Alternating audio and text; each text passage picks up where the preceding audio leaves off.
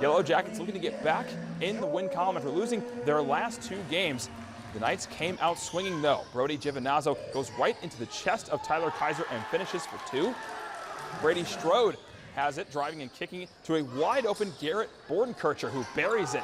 Tyler led by as much as 5 in the first. Williamstown wouldn't let that stand for long as Kaiser snatches the missed 3 and quickly sticks it back to give the Jackets a 3-point lead. Later, Cruz Isley fires a missile to Nate Nicely in the corner and he connects. It's 28-15 Jackets. Isley now hits a Euro step and banks it in. He had 8 points in the first half. Knights searching for an answer as Strode. He's going to get the and one here. Williamstown still leads though by 13. Isley again flying to the rim, getting the finish, and he let Tyler know about it.